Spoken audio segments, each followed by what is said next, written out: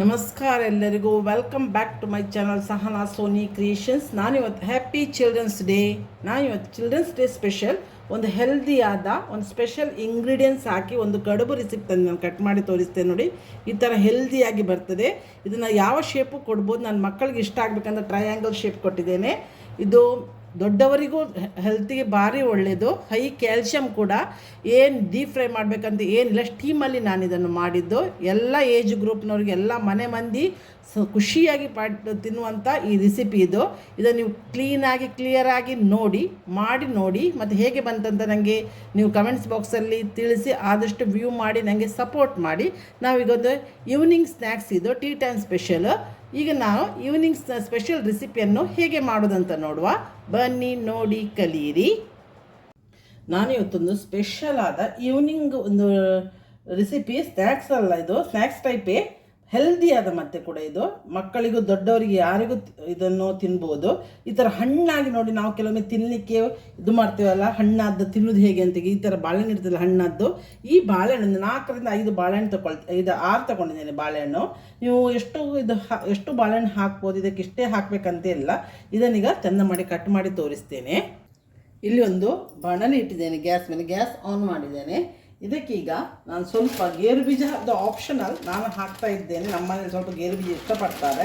So ಒಂದು ಸ್ವಲ್ಪ ಗೇರು ಬೀಜ ನಾವು ಡ್ರೈ ರೋಸ್ಟ್ ಫ್ರೈ ಮಾಡುವ. ಈ ಗೇರು ಬೀಜದ ಜೊತೆ ನಾನು ಸ್ವಲ್ಪ ಪೀನಟ್ ತಗೊಂಡಿದ್ದೇನೆ, ನೆಲಕಡಲೆ. ಇದು ಹುರಿದದ್ದೇ, ಸ್ವಲ್ಪ ಬಿಸಿ ಮಾಡುವ ಅಷ್ಟೇ. ಇದೊಂಥರ ಡಿಫ್ರೆಂಟ್ ಉಂಟು ಮಾತ್ರ. ನೀವು ಟ್ರೈ ಮಾಡಿದಿರಿಲ್ಲೋ ಗೊತ್ತಿಲ್ಲ. ನೀವು ಇದನ್ನು ಟ್ರೈ ಮಾಡಿ ಈ ರೆಸಿಪಿಯನ್ನು ಹೇಗೆ ಬಂತಂತ ನನಗೆ ಕಮೆಂಟ್ಸ್ ಬಾಕ್ಸಲ್ಲಿ ತಿಳಿಸ್ಬೇಕು. ಯಾರೂ ನನಗೆ ಕಮೆಂಟ್ಸ್ ಹಾಕ್ತಲ್ಲ, ನನ್ನ ಇದನ್ನು ವ್ಯೂ ಮಾಡೋದಿಲ್ಲ.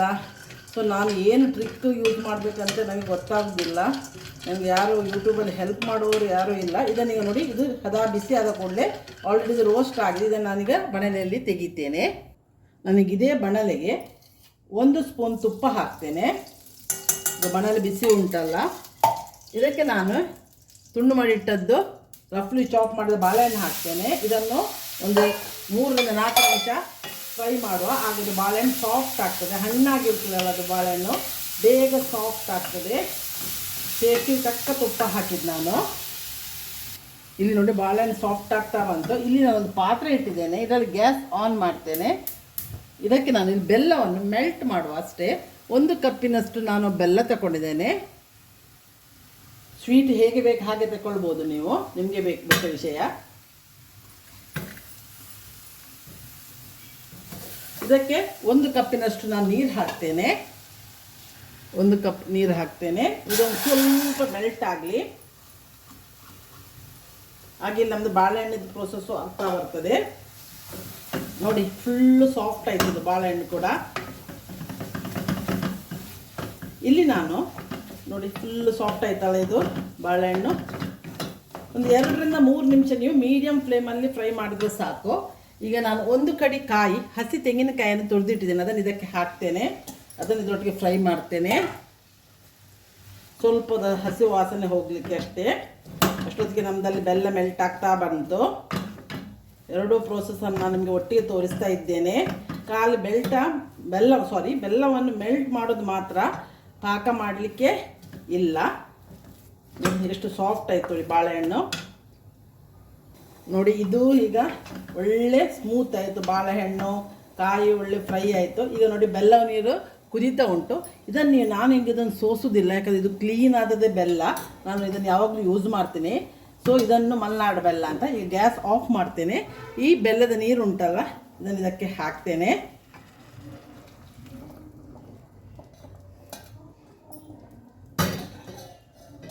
ಸ್ವಲ್ಪ ಮಿಕ್ಸ್ ಮಾಡುವ. ಪುನಃ ಇದರಲ್ಲಿ ಬೇಯ್ತದೆ ಅದು ಬಾಳೆಹಣ್ಣು. ಗ್ಯಾಸ್ ಮೀಡಿಯಮ್ ಫ್ಲೇಮಲ್ಲಿ ಇಡೀನಿ, ಹೈ ಫ್ಲೇಮ್ಗೆ ಬೇಡ. ನೋಡಿ ಇದು ಗಟ್ಟಿ ಆಗ್ತಾ ಬಂತು. ಈಗ ನಾನು ಸ್ವೀಟಿಗೆ ಒಂದು ಪಿಂಚ್ ಆಫ್ ಸಾಲ್ಟ್ ಹಾಕ್ತೇನೆ. ಸೊ ಸಾಲ್ಟ್ ಹಾಕಿದೆ. ಬೆಲ್ಲ ನೀವು ರುಚಿಗೆ ಎಷ್ಟು ತಗೊಳ್ಬೋದು, ನಿಮಗೆ ಬಿಟ್ಟ ವಿಷಯ. ಅದನ್ನ ಹೆಚ್ಚು ಸ್ವೀಟ್ ಮಾಡೋದಿಲ್ಲ. ಇದು ಮಕ್ಕಳಿಗೂ ದೊಡ್ಡವರಿಗೂ ಎಲ್ಲರಿಗೂ ಇದು ತಿಂಡಿ ಉಂಟಲ್ಲ ಒಳ್ಳೆಯದಾಗ್ತದೆ ಇದು. ಈಗ ನಾನು ಹೇಳಿದೆಲ್ಲ ಒಂದು ಸ್ಪೆಷಲ್ ಇಂಗ್ರೀಡಿಯೆಂಟ್ಸ್ ಇಂದ ರಾಗಿ ಹಿಟ್ಟು 1 ಕಪ್ ತಗೊಂಡಿದ್ದೇನೆ. ಬೆಲ್ಲ ಯಾವ ಕಪ್ಪಲ್ಲಿ ತಗೊಂಡು ಅದೇ ಇದರಲ್ಲಿ ನಾನು ರಾಗಿ ಹಿಟ್ಟು ತಗೊಂಡದ್ದು. ಒಂದು ಬಾಳೆಹಣ್ಣು 7ರಿಂದ 8 ತಗೊಂಡಿದ್ದೇನೆ. ಹಣ್ಣಾದ ಬಾಳೆಹಣ್ಣು ನಿಮಗೆ ತಿನ್ನಲಿಕ್ಕೆ ಆಗೋದೊಂದು ವೇಸ್ಟ್ ಆಗ್ತದಲ್ಲ, ಆ ಕಾರಣದಲ್ಲಿ ನೀವು ಇದನ್ನೆಲ್ಲ ಮಾಡ್ಬೋದು. ಈಗ ಇದಕ್ಕೆ ಹಿಟ್ಟನ್ನು ಹಾಕಿ ಚೆಂದ ಮಾಡಿ ಮುಗಿಸ್ತೇನೆ.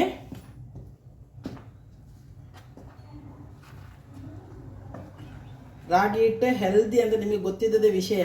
ತುಂಬ ಹೈ ಕ್ಯಾಲ್ಸಿಯಂ ಉಂಟು, ದೊಡ್ಡವರಿಗೂ ಒಳ್ಳೆಯದಾಗ್ತದೆ. ಮತ್ತು ಸಾಯಂಕಾಲ ತಿಂಡಿ ತಿಂದರೆ ಮಕ್ಕಳಿಗೂ ರಾಗಿ ಕ್ಯಾಲ್ಸಿಯಮು ಉಂಟು, ಬೋನಿಗೆಲ್ಲ ಒಳ್ಳೆಯದಾಗ್ತದೆ, ಹೊಟ್ಟೆಯು ಫುಲ್ ಆಗ್ತದೆ ಮಕ್ಕಳಿಗೆ ತಿಂಡಿ ಇದು.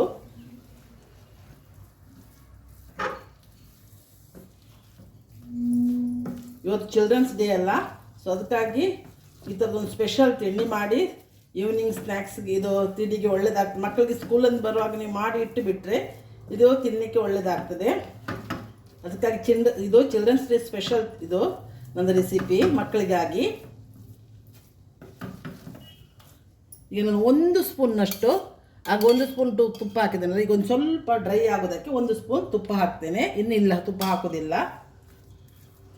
ಸ್ವಲ್ಪ ಒಂದು ಚೂ ಸ್ಮೆಲ್ಲಿಗೆ ಒಂದು ಒಳ್ಳೆಯದಾಗ್ತದೆ, ಮಕ್ಕಳು ತಿಂತಾರಲ್ಲ. ಗಟ್ಟಿ ಆಗಲು ಸ್ವಲ್ಪ ಮುಚ್ಚುವ. ಇಲ್ಲಿ ನೋಡಿ ಕಂಪ್ಲೀಟ್ ತಳ ಬಿಡ್ತಾ ಉಂಟು, ಗಟ್ಟಿ ಆಯ್ತಿದ್ದು.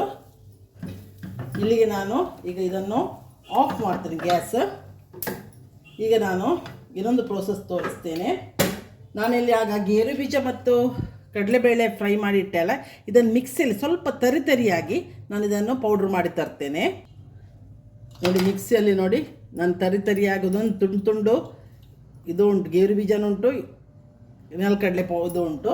ಬಾಯಿಗೆ ತಿನ್ನುವಾಗ ಸಿಕ್ಕಲಿಕ್ಕೆ ಅದು ಈ ಪೌಡ್ರನ್ನು ಇದಕ್ಕೆ ಹಾಕ್ತೇನೆ. ಸ್ವಲ್ಪ ಕಾರ್ಡಮಮ್ ಪೌಡ್ರ್ ಹಾಕ್ತೇನೆ ಟೇಸ್ಟಿಗೆ, ಸ್ಮೆಲ್ಲಿಗೆ. ಏಲಕ್ಕಿ ಪುಡಿ. ಇದನ್ನೆಲ್ಲ ಮಿಕ್ಸ್ ಮಾಡುವ ಈಗ ಚಂದ ಮಾಡಿ. ಇದು ಸ್ವಲ್ಪ ತಣಿಬೇಕು, ಇದೆಲ್ಲ ಮಿಕ್ಸ್ ಮಾಡುವಾಗ ತಣಿತಾ ಬರ್ತದೆ. ಇಲ್ಲಿ ನೋಡಿ ಇದು ತಣ್ಣದಾಯಿತು. ಈಗ ನಾನು ಬಾಳೆ ಎಲೆ ತಗೊಂಡಿದ್ದೇನೆ. ಯಾವ ಥರದಲ್ಲಿ ನೀವು ಶೇಪ್ ಕೊಡ್ಬೋದು, ಹೀಗೆ ಖಾಲಿ ತಟ್ಟಿಯೋ ಈ ಮಡ್ಚಿಯೂ ಇಡ್ಬೋದು. ಬಟ್ ನಾನೊಂದು ಶೇಪ್ ಕೊಡ್ತಿದ್ದೇನೆ, ಕೋನ್ ಶೇಪಲ್ಲಿ ನೋಡಿ. ಈ ಥರ ಇದು ಮಾಡಿ, ಈ ಥರ ಮಾಡಿ. ಇಲ್ಲಿ ಕೋನ್ ಐತಲ್ಲ, ಇದಕ್ಕೆ ನಾನು 1 ಉಂಡೆಯಷ್ಟು ಹಿಟ್ಟು ತಗೊಳ್ತೇನೆ. ಇದನ್ನು ಇದರೊಳಗಡೆ ಹಾಕ್ತೇನೆ. ಈಗ ನೋಡಿ ಇದು ಸ್ವಲ್ಪ ಪ್ರೆಸ್ ಮಾಡುವ. ಇದನ್ನು ಈ ಥರ ಮಾಡಿ ಹೀಗೆ ಕೋನ್ ಶೇಪಲ್ಲಿ ನಾನೀಗ ಇದನ್ನು ರೆಡಿ ಮಾಡಿದೆ. ಇದೇ ಥರ ಯಾವ ಶೇಪಲ್ಲಿಯೂ ಮಾಡ್ಬೋದು, ಕೋನ್ ಶೇಪೇ ಬೇಕಂತಿಲ್ಲ. ನಾನೊಂದು ಸ್ವಲ್ಪ ಮಕ್ಕಳಿಗೆ ಒಂದು ಅಟ್ರ್ಯಾಕ್ಟ್ ಆಗಬೇಕಲ್ಲ ತಿನ್ನಲಿಕ್ಕೆ, ಇದು ಎಂಥ ಸ್ಪೆಷಲ್ ಅಂತದ ಮಕ್ಕಳು ಕೇಳಬೇಕಂತ ನಾನೀಗ ಈ ಥರ ಕೋನ್ ಶೇಪಲ್ಲಿ ಮಡಚಿ ಇದನ್ನು ಶೇಪ್ ಕೊಟ್ಟಿದ್ದೇನೆ. ಇದೇ ಥರ ಎಲ್ಲ ಬಾಳೆಹಣ್ಣು ಇದನ್ನು ಎಲೆಯನ್ನು ಸ್ವಲ್ಪ ನಾನು ಬಾಡಿಸಿದ್ದೇನೆ ಮಾತ್ರ, ಬಿಸಿ ಒಂಚೂರು ಗ್ಯಾಸಲ್ಲಿ ಇಟ್ಟುಬಿಟ್ಟು ತಂದದ್ದು. ಇದು ನೋಡಿ ಈ ಥರ ಮಾಡಿ ಈ ಥರ ಕೋನ್ ಶೇಪ್ ಕೊಡೋದು. ಇದೇನು ಹೊಸ್ತೇನಲ್ಲ, ವಿಶೇಷ ಏನಿಲ್ಲ ಇದರಲ್ಲಿ, ಬಟ್ ಹೇಳಿದ್ದು ನಾನು ನೋಡಿ. ಈ ಥರ ಆಯಿತಾ ಕೋನು. ಈಗ 1 ಉಂಡೆ ತಗೊಳ್ಳೋದು. ನಿಮಗೆ ಕಷ್ಟ ಆಗ್ತದೆ ಅಂತೇಳಿ ಹೀಗೆಯೋ ಚಾಪೆ ಥರ ಮಡಚೋದು ಒಂದು ಮಾಡ್ತಾರೆ, ಅದು ಮಾಡ್ಬೋದು. ಹೀಗೆ 2 ಫೋಲ್ಡ್ ಮಾಡಿಯೂ ಮಾಡ್ಬೋದು, ಹೇಗೆ ಬೇಕಾದರೂ ಮಾಡ್ಬೋದು. ನಾನು ಇದೊಂದು ಮಕ್ಕಳಿಗೆ ಒಂದು ಅಟ್ರ್ಯಾಕ್ಟ್ ಆಗಲಿ ಅಂತೇಳಿ ಈ ಥರ ಚಿಲ್ಡ್ರನ್ಸ್ ಡೇ ಸ್ಪೆಷಲ್ ಅಂತ ಹೇಳಿದೆ ಅಲ್ಲ ನಾನು ಇದು ಮಾಡಿದ್ದು. ಸೊ ಅವರಿಗೆ ಅಟ್ರ್ಯಾಕ್ಟ್ ಆಗಲಿಕ್ಕಂತ ಈ ಥರ ಮಾಡ್ತಾ ಇದ್ದೇನೆ.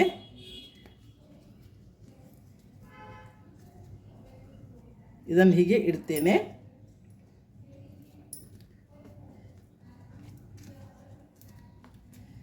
ಎಲ್ಲವನ್ನು ಇದೇ ಥರ ಮಾಡಿ ನಾನು ಇದನ್ನು ಸ್ಟೀಮಲ್ಲಿ ಬೇಯಿಸ್ಲಿಕ್ಕೆ ಉಂಟು, ಮತ್ತು ತೋರಿಸ್ತೇನೆ ನಾನು ನಿಮಗೆ. ನಾನೀಗ ಸ್ಟೀಮಿಗೆ ಇಡ್ತಾ ಇದ್ದೇನೆ ಎಲ್ಲವನ್ನು. ಇದನ್ನೊಂದು 10 ಮಿನಿಟ್ಸ್ ನೀವು ಸ್ಟೀಮ್ ಮಾಡಿದ್ರೆ ಸಾಕು, ಯಾಕಂದರೆ ಆಲ್ರೆಡಿ ಅದು ಬೆಂದಿದೆ ಅಂತ ರಾಗಿ ಹಿಟ್ಟು ಎಲ್ಲ. ಸೊ 10 ಮಿನಿಟ್ಸ್ ಇದನ್ನು ನೀವು ಸ್ಟೀಮ್ ಮಾಡಿದ್ರೆ ಸಾಕಾಗ್ತದೆ. ಬಾಳೆ ಎಲೆ ಸ್ಮೆಲ್ಲೂ ಬರ್ತದೆ. ನೀವು ಒಂದು ವೇಳೆ ಸಿಟಿಯಲ್ಲಿರುವವರು ನಮ್ಮ ಹತ್ರ ಬಾಳೆ ಎಲೆ ಇಲ್ಲ ಅಂತ ಹೇಳಿದರೆ ಬೇಕಿಂಗ್ ಶೀಟ್ ಇರ್ತದಲ್ಲ, ಅದರಲ್ಲಿಯೂ ಮಾಡ್ಬೋದು ನೀವು ಇದನ್ನು. ಬಾಳೆ ಎಲೆ ಬೇಕಂತ ನೀವು ಹುಡುಕ್ತಾ ಕೂತ್ಕೊಳ್ಬೇಕಾಗಿಲ್ಲ. ಈಗ ಒಂದು ದಿಢೀರ್ ನಿಮಗೆ ಮಾಡಬೇಕಂತಾದರೆ ಬಾಳೆ ಎಲೆ ಇರೋದು ಹೆಲ್ದಿ ವರ್ಷನ್ ಆಗಿ ನಾನು ಹೋಗಿ ಬಾಳೆ ಎಲೆಯಲ್ಲಿ ಮಾಡಿದ್ದೇನೆ. ನಾನೀಗ ತಂದೆ ಮಾಡಿದ್ದು. ಸೊ ನಾವು ಕೂಡ ಸ್ವಲ್ಪ ಫ್ಲ್ಯಾಟಲ್ಲಿ ಇರುವವರು. ಸೊ ನಿಮಗೆ ಬೇಕಿಂಗ್ ಶೀಟಲ್ಲಿಯೂ ಇದನ್ನು ಇದೇ ಥರ ಯಾವ ಥರ ಶೇಪ್ ಬೇಕಾದರೂ ಶೇಪ್ ನೀವು ಯಾವುದು ಬೇಕಾದರೂ ಕೊಡ್ಬೋದು. ಇದನ್ನು ಒಂದು 10 ಮಿನಿಟ್ಸ್ ನಾನು ಇದನ್ನು ಮುಚ್ಚಿ ಬೇಯಿಸ್ತೇನೆ. ಬೆಂದ ನಂತರ ನಿಮ್ಗೆ ಹೇಗೆ ಬಂತಂತ ತೋರಿಸ್ತೇನೆ. ಈಗ 10 ಮಿನಿಟ್ಸ್ ಆಯಿತು. ಗ್ಯಾಸ್ ನಾನು ಬಂದ್ ಮಾಡ್ತೇನೆ.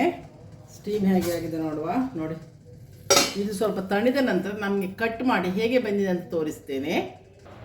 ನೋಡಿ, ಕಡುಬು ನಾನೀಗ ಎಲ್ಲ ಎಲೆ ತೆಗೆದು ಕಡುಬಿಗೆ ರೆಡಿ ಆಯ್ತು. ನೋಡಿ, ಇದು ನಾನು ಕಟ್ ಮಾಡಿ ತೋರಿಸ್ತೇನೆ. ನೋಡಿ ನಿಮ್ಗೆ ಹೇಗೆ ಬಂದಿದೆ ಅಂತ. ಸಾಫ್ಟು ಉಂಟು. ಬಾಳೆಹಣ್ಣೆಲ್ಲ ಹಾಕ್ಲಿಕ್ಕೆ ಹೋಗಿ ಈ ಥರ ಸಾಫ್ಟ್ ಆದ ಹೆಲ್ದಿ ಅದು ಏನು ತುಪ್ಪ ಎಣ್ಣೆ ನೋಡಿ 2 ಟೇಬಲ್ ಸ್ಪೂನ್ ತುಪ್ಪನ ಜಸ್ಟ್ ಫಾರ್ ಟೇಸ್ಟಿಗೆ ಹಾಕಿದ್ದು ನಾನು. ಇದು ಕೂಡ ತುಪ್ಪ. ಸೊ ಈ ಥರ ಕಡುಬು ರೆಡಿ ಆಗ್ತದೆ. ಈ ರೆಸಿಪಿ ನಿಮಗೆ ಮಕ್ಕಳಿಗೂ ಎಲ್ಲರಿಗೂ ಇದು ಒಳ್ಳೆಯದು. ನಾನು ಚಿಲ್ಡ್ರನ್ಸ್ ಡೇ ಸ್ಪೆಷಲ್ ಮಾಡಿದ್ದು, ಅದಕ್ಕೆ ಟ್ರಯಾಂಗಲ್ ಶೇಪ್ ಕೊಟ್ಟದ್ದು ಮಕ್ಕಳು ಖುಷಿಯಲ್ಲಿ ತಿನ್ನಲಿ ಅಂತ. ಈ ರೆಸಿಪಿ ಇಷ್ಟ ಆದರೆ ಇದಕ್ಕೊಂದು ಲೈಕ್ ಕೊಡಿ. ಸಬ್ಸ್ಕ್ರೈಬ್ ಆಗದೆ ಯಾರು ನೋಡ್ತಿದ್ದೀರಿ ನೋಡಿ, ಅದು ತುಂಬ ತಪ್ಪು. ನನಗೆ ನೀವು ಸಪೋರ್ಟ್ ಮಾಡಬೇಕಂತಿದ್ರೆ ನೀವು ಸಬ್ಸ್ಕ್ರೈಬ್ ಆಗಿ ನೋಡಿ. ನಾನು ಒಳ್ಳೊಳ್ಳೆ ಹೆಲ್ದಿಯಾದ ರೆಸಿಪಿಗಳನ್ನು ಹಾಕ್ತಾ ಇರ್ತೇನೆ. ನೀವು ಮಾಡಿ ಹೇಗೆ ಬಂತಂತ ಕಮೆಂಟ್ಸ್ ಬಾಕ್ಸಲ್ಲಿ ತಿಳಿಸಿ. ನಾನು ಬರುವ ಒಂದು ಒಳ್ಳೆ ವಿಡಿಯೋದಿಂದ ಬಂದು ನಿಮ್ಮನ್ನು ಮೀಟ್ ಆಗ್ತೇನೆ. ಅಲ್ಲಿವರೆಗೆ ಬಾಯ್. Thank you.